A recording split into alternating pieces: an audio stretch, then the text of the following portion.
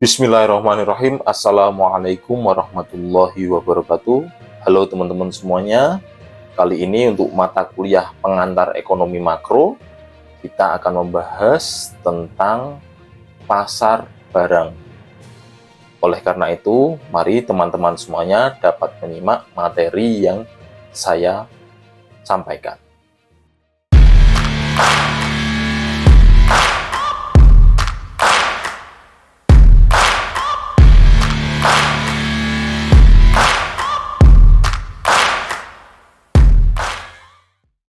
Oke, kita awali dengan pengertian pasar barang. Jadi ini tempat di mana pertemuan antara penjual dan pembeli. Di situ ada permintaan dan penawaran yang terjadi. Nah, itu adalah pasar barang. Kalau di sini apa yang tampil di PPT adalah di mana pasar atau tempat di mana semua barang dan jasa yang diproduksi oleh suatu negara dalam jangka waktu tertentu itu adanya permintaan dan penawaran di dalam suatu negara. Nah, pasar barang atau komoditi itu atau dikenal dengan bursa komoditi, pasar yang kegiatannya mempertemukan antara penjual dan pembeli untuk memperjualbelikan barang-barang komoditi. Nah, ini misalnya kopi, kedelai, kakao atau coklat, kemudian gula, jagung, tembakau, karet, dan oil, crude palm oil atau minyak kelapa, minyak sawit, emas, perak, tembaga, dan lainnya. Nah, ini pengertian dari pasar barang. Selanjutnya adalah ciri-ciri pasar barang. Di sini adanya calon penjual dan pembeli di dalam pasar. Pastinya kalau dalam pasar pastinya ada penjual dan pembeli atau calon penjual dan pembeli. Adanya suatu barang atau jasa yang hendak diperjualbelikan di pasar, di dalam pasar. Adanya sebuah interaksi antara penjual dan pembeli baik secara langsung maupun tidak langsung. Sekarang ada berbentuk online, ada e-commerce. Nah, itu termasuk dalam pasar barang karena menjual belikan barang. Terus adanya suatu proses permintaan dan penawaran oleh kedua belah pihak. Ini ciri-ciri dari pasar barang. Selanjutnya adalah macam-macam pasar barang. Di sini ada pasar barang nyata real dan pasar abstrak. Pasar barang nyata atau real, sebuah pasar yang menjual produk dalam bentuk barang yang bentuk dan fisiknya jelas. Pasar ini mempertemukan antara penjual dan pembeli dengan secara langsung, face to face. Dan ada penawaran atau tawar-menawar di sini.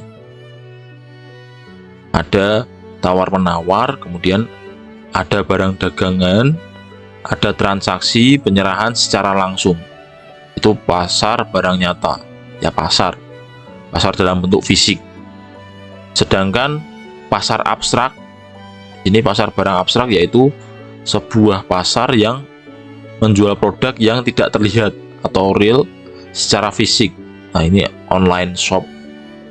Pasar ini mempertemukan penjual dan pembeli di mana penjual hanya membawa contoh barang saja atau dalam pasar tersebut tawar-menawar dilakukan melalui internet, telepon dan lain sebagainya. Itu ada e-commerce, ada Tokopedia, Shopee, Lazada, dan lain sebagainya. Ini termasuk di dalam pasar abstrak, hanya foto yang tampil di situ. Nih. Kemudian ini ada pasar barang atau jasa dilihat dari teori klasik. Ini teori klasik. Di pasar barang tidak mungkin terjadi kelebihan produksi atau kekurangan produksi untuk jangka waktu yang lama.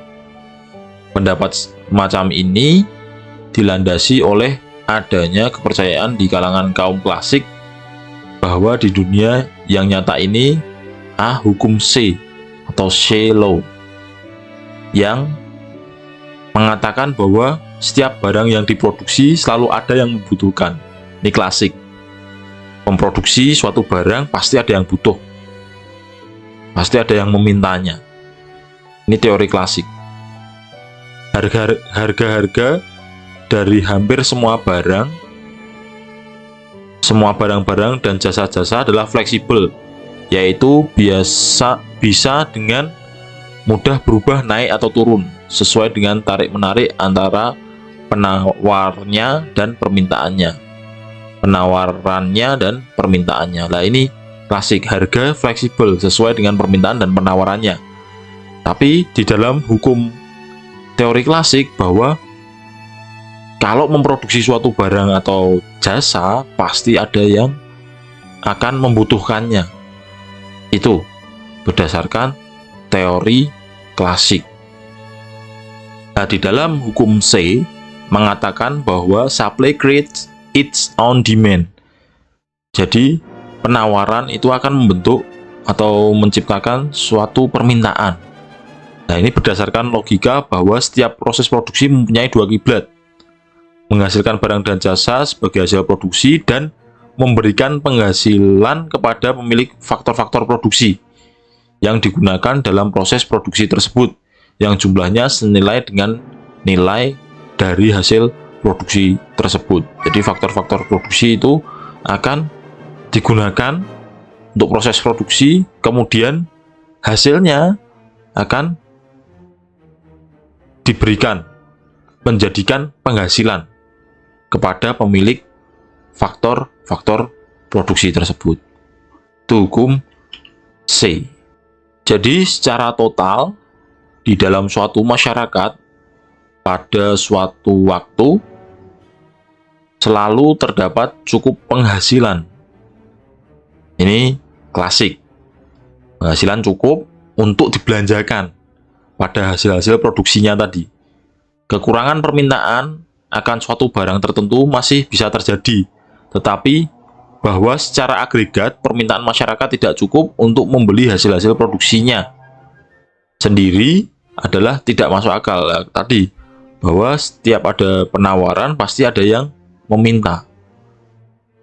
Kelebihan produksi secara umum adalah tidak mungkin harga-harga cukup fleksibel untuk menampung tarik-menarik permintaan dan penawaran. Pasti di dalam klasik ini memproduksi suatu barang atau jasa pasti ada yang memintanya. Harga fleksibel, bisa tarik-menarik atau bisa terjadi permintaan dan penawaran di sini. Maka bila seandainya barang yang telah diproduksi tidak bisa terjual, mekanisme harga akan mengakibatkan harga barang turun. Kalau enggak terjual, maka harga akan diturunkan dan akan mengakibatkan sesuai dengan hukum permintaan, kenaikan dari jumlah barang yang diminta konsumen. Jadi karena harga turun, kenaikan dari jumlah barang yang diminta konsumen juga terjadi. Kalau harga barang cukup fleksibel, maka harga tersebut akan terus turun sampai semua kelebihan produksi barang habis terjual. Jadi kalau kelebihan produksi itu bisa habis terjual di sini karena harga terus-menerus turun. Perekonomian sekali lagi ada pada posisi keseimbangan antara permintaan dan penawaran, baik secara makro maupun secara mikro. Di situ akan ada break even point atau BEP. Nah, full employment. Jadi bagaimana tidak ada pengangguran di sini. Di dalam teori klasik itu diharapkan bahwa tidak ada pengangguran di sini. Tidak ada pengangguran terjadi karena semua bisa memproduksi suatu barang dan pasti bahwa memproduksi suatu barang itu akan ada yang membelinya atau memintanya. Jadi bagi suatu perekonomian atau laissez-faire, 6 posisi di luar posisi keseimbangan ini selalu merupakan keadaan sementara saja. Posisi keseimbangan atau full employment inilah yang merupakan posisi yang normal bagi perekonomian. Bagaimana pengangguran itu tidak ada. Full employment, semua masyarakat dapat bekerja. Itu teori klasik. Selanjutnya ini adalah pasar barang atau jasa, dilihat dari teori Keynes. Nah, di Keynes ini materi sebelumnya mengenai kegiatan perekonomian itu adalah bagaimana menabung, dilihat dari suku bunganya. Teori Keynes di materi sebelumnya mengenai penentuan kegiatan ekonomi itu adalah bagaimana dia melakukan atau pendapatan digunakan untuk dua hal, yaitu untuk membeli barang dan jasa, juga untuk sebagian lagi untuk ditabung. Nah, ini pasar barang atau jasa dilihat dari teori Keynes, ini ada kemungkinan kelebihan produksi. Keynes menolak hukum C. Tadi bagaimana membuat produk atau jasa, menjual produk ataupun barang ataupun jasa, itu pasti ada yang membelinya. Tetapi Keynes ini tidak setuju dengan hal itu, hukum C tadi. Menurut Keynes, kelebihan produksi secara umum bisa terjadi. Kelebihan produksi bisa terjadi. Nah, ini kelebihan penawaran atau supply ini terjadi bila permintaan masyarakat akan barang jasa tidak cukup kuat. Ini teori Keynes, bahwa berdasarkan teori klasik itu bahwa jika permintaan itu tidak kuat, barang atau jasa itu permintaannya tidak kuat, maka itu akan terjadi kelebihan penawaran. Tetapi Keynes masih menerima pendapat C bahwa setiap proses produksi mempunyai akibat ganda tadi, yaitu menghasilkan output dan penghasilan. Nah, di situ masih setuju dengan mengenai penghasilan ini. Tetapi daya beli yang dimiliki oleh masyarakat tidak selalu harus sama dengan daya beli yang betul-betul dibelanjakan oleh masyarakat di pasar barang. Ini yang terjadi di masyarakat. Daya beli yang dimiliki oleh masyarakat tidak selalu harus sama dengan daya beli yang betul-betul dibelanjakan oleh masyarakat di pasar barang. Jadi masyarakat tidak harus membelanjakan suatu barang ataupun jasa. Sebagian dari daya beli tersebut, jadi dari penghasilan itu tidak semuanya untuk konsumsi. Tetapi Keynes mengatakan sebagian dari daya beli ini, daya beli tersebut memang dibelanjakan untuk permintaan efektif, dan sebagian lagi akan ditabung. Jadi Keynes menabung di sini, nggak cuma untuk konsumsi, dapat penghasilan, kemudian langsung dibelanjakan habis. Tidak, tapi kalau teori klasik tadi, kalau ada penawaran akan barang ataupun jasa, pasti ada permintaannya berdasarkan penghasilan dari faktor-faktor produksi tersebut. Tadi klasik seperti itu, tapi Keynes menyatakan bahwa ada dua, dibelanjakan untuk permintaan efektif dan sebagian lagi ditabung. Menabung tidak menambah permintaan efektif di pasar barang. Nah, di sini akan ada simpanan S. Itu teori Keynes. Oke, untuk menerangkan pendapat Keynes ini, dimisalkan ada dua sektor rumah tangga dan sektor produsen. Di sini dari rumah tangga ini daya belinya sebagian ditabung di lembaga keuangan. Jadi nggak cuma untuk konsumsi tetapi juga untuk ditabung. Kemudian hasil apabila ditabung, kemudian lembaga keuangan meminjamkan kepada sektor produsen untuk sebagai investasi, untuk membiayai investasi mereka, investasi produsen. Maka daya beli tersebut menjadi permintaan efektif di pasar barang. Kalau misalnya para produsen hanya mau mempergunakan separuh dari tabungan tersebut, maka ini berarti bahwa permintaan efektif di pasar barang berjumlah kurang dari nilai keseluruhan output yang ditawarkan di pasar tersebut.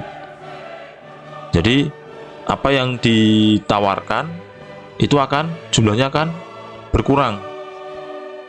Karena apa? Tadi ditabung.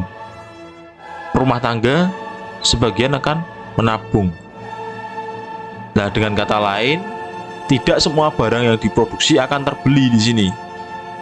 Berdasarkan teori Keynes bahwa dibagi menjadi dua dari rumah tangga itu digunakan untuk konsumsi dan digunakan untuk menabung.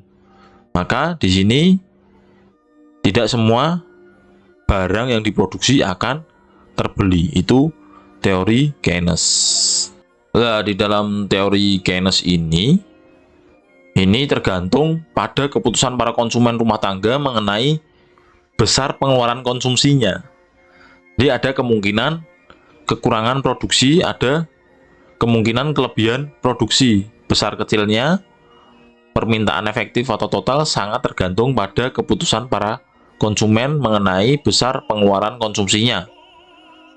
Dan keputusan para produsen mengenai besarnya investasi yang mereka ingin laksanakan dalam periode tertentu. Ini menurut Keynes. Nah, menurut Keynes, keputusan pengeluaran konsumsi rumah tangga cukup stabil dan biasanya hanya berubah apabila tingkat pendapatan rumah tangga berubah. Jadi kalau pendapatan turun ya tingkat konsumsi akan turun, pendapatan naik, tingkat konsumsi akan naik, dan menabung juga akan naik. Nah, menurut Keynes, yang sulit diperkirakan atau diterka adalah perilaku produsen dalam pengeluaran investasinya. Sehingga gejolak pengeluaran investasi inilah yang sangat menentukan gejolak GDP, Gross Domestic Product, dan kesempatan kerja. Nah, di sini akan terjadi gejolak perekonomian dan pengangguran di sini mengenai kesempatan kerja. Itu pendapat dari Keynes. Masih di dalam teori Keynes, apabila pengeluaran investasi yang diinginkan para produsen ternyata lebih besar, sedangkan tabungan itu lebih sedikit oleh sektor rumah tangga, nah ini berarti bahwa permintaan efektif lebih besar. Akan terjadi permintaan yang lebih besar di sini oleh sektor rumah tangga, konsumen, atau terjadinya konsumsi, daya beli akan semakin tinggi. Dan di sini nilai output juga tersedia karena investasi yang dilakukan oleh para produsen juga besar. Nah, berapa besar kelebihan permintaan efektif ini akan mengakibatkan kenaikan GDP, dan berapa besar akan mengakibatkan kenaikan harga. Nah, di sini akan terjadi kenaikan harga tergantung pada tersedianya kapasitas produksi yang belum terpakai dalam masyarakat. Nah, bila masih cukup banyak kapasitas produksi yang belum bekerja secara penuh, maka kelebihan permintaan efektif akan menaikkan produksi atau GDP pada periode berikutnya tanpa menaikkan harga-harga. Tetapi apabila kapasitas produksi sudah dalam pengerjaan penuh, maka kelebihan permintaan efektif tersebut tidak bisa diimbangi dengan kenaikan GDP, kenaikan produksi. sehingga kelebihan permintaan seluruhnya akan mengakibatkan kenaikan harga. Karena banyak permintaannya akan mengakibatkan kenaikan harga. Ini berdasarkan teori Keynes. Oke, ini keseimbangan pasar barang atau jasa mungkin sudah saya jelaskan sebelumnya. Kapan keseimbangan pasar barang dan jasa terjadi? Keseimbangan pasar barang dan atau jasa tercapai bila penawaran barang dan jasa agregat supply telah sama dengan permintaannya, agregat demand. Jadi dia antara demand dan supply itu seimbang, atau bila total produksi sama dengan total pengeluaran, jadi akan seimbang. Nah, ini bisa terjadi Y itu pendapatan sama dengan AE itu agregat. Terus C plus S konsumsi dan saving, terus sama dengan C plus I. Terus ada S sama dengan I saving, sama dengan I investasi. Terus Y sama dengan FR. Nah, itu keseimbangan. Pada saat itu tingkat tabungan atau saving yang mewakili sisi penawaran agregat telah sama dengan investasi, investment, yang mewakili sisi permintaan agregat. Kondisi tersebut digambarkan oleh kurva yang disebut dengan kurva IS curve. Nama kurva IS dikaitkan dengan kondisi di mana investment sama dengan saving atau I sama dengan S. Dengan demikian, kurva IS didefinisikan sebagai kurva yang menunjukkan hubungan antara berbagai tingkat bunga dengan pendapatan nasional yang menjamin atau memungkinkan pasar barang dalam keadaan seimbang. I sama dengan S, kurva IS. Pasar barang dengan kurva IS, ini pasar barang adalah untuk barang dan jasa, kurva IS adalah kurva yang berbagi titik kombinasi antara tingkat bunga atau I dan tingkat pendapatan atau Y, di mana pasar barang berada dalam keseimbangan. Nah, ini penurunan kurva IS. Untuk menurunkan kurva IS dibutuhkan dua kurva, yaitu kurva keseimbangan Keynes dan kurva permintaan investasi, agar proses penurunan atau derivasi kurva IS dapat lebih mudah diikuti. Fungsi konsumsi dan investasi diasumsikan linear. Diagram I menunjukkan kurva IS. Nah, ini pada diagram 1, karena ada penurunan suku bunga, tingkat suku bunga dari I dari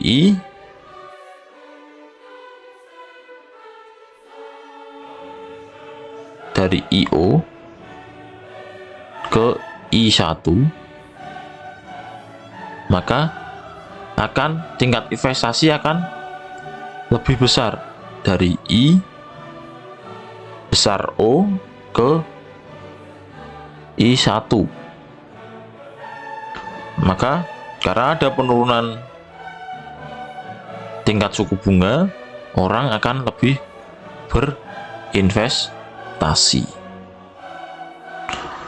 Untuk diagram 2 di sini, diagram 2 ini akibat dari penurunan suku bunga, tingkat suku bunga mengakibatkan kenaikan dalam investasi. Karena ada penurunan suku bunga, ini ada kenaikan investasi yang menyebabkan kurva permintaan agregat demand ini atau pengeluarannya ini bergeser ke kiri atas, yaitu dari AD0 ke AD1, karena ada investasi akibat dari penurunan tingkat suku bunga yang selanjutnya akan mendorong kenaikan pendapatan. Di sini ada Y0 ke Y1 karena akibat dari kenaikan pendapatan. Kenaikan pendapatan dari Y0 ke Y1, maka gambarnya kan naik di sini. Ini untuk diagram 2. Sedangkan untuk diagram 3 menunjukkan kurva IS yang menghubungkan tingkat suku bunga dan pendapatan, di mana tingkat bunga yang semakin rendah telah menyebabkan pendapatan semakin besar. Jadi akibat dari bunga yang turun itu menyebabkan pendapatan semakin besar. Dan sebaliknya, kalau turun ya pendapatan akan turun. Itu untuk diagram kurva IS. Keseimbangan pasar barang jasa terjadi jika tingkat tabungan S atau saving yang mewakili sisi penawaran agregat telah sama dengan investasi atau investment yang mewakili sisi permintaan agregat. Di sini teori Keynes menyatakan juga bahwa pasar tenaga kerja akan mengikuti pasar barang. Kenapa? Karena di sini jika output naik, maka produsen ataupun sektor produksi itu juga akan membutuhkan tenaga kerja, menambah tenaga kerja, sehingga output naik, maka jumlah orang yang mendapat pekerjaan juga akan naik. Nah, di sini juga berlaku sebaliknya. Jika output turun, maka mendapatkan pekerjaannya akan lebih susah atau juga turun. Nah, itulah pendapat dari Keynes berkaitan dengan pasar tenaga kerja mengikuti dengan pasar barang. Oke, itu untuk materi pasar barang kali ini. Di dalam klasik, dia optimis karena setiap memproduksi suatu barang ataupun jasa pasti ada pembelinya. Dan dia optimis bahwa pengangguran tidak ada. Sedangkan di dalam teori Keynes ini melihat dari sisi investasi dan saving atau tabungan. Konsumen, daya belinya digunakan untuk dua, yaitu konsumsi itu sendiri dan untuk tabungan. Nah, ini ada keseimbangan antara investasi yang dilakukan oleh produsen dengan saving yang dilakukan oleh konsumen. Nah, itu terjadi pada kurva IS. Mungkin itu yang bisa saya bagikan mengenai materi pasar barang. Semoga apa yang saya sampaikan dapat bermanfaat. Kurang lebihnya mohon maaf. Sekian dari saya. Wassalamualaikum warahmatullahi wabarakatuh.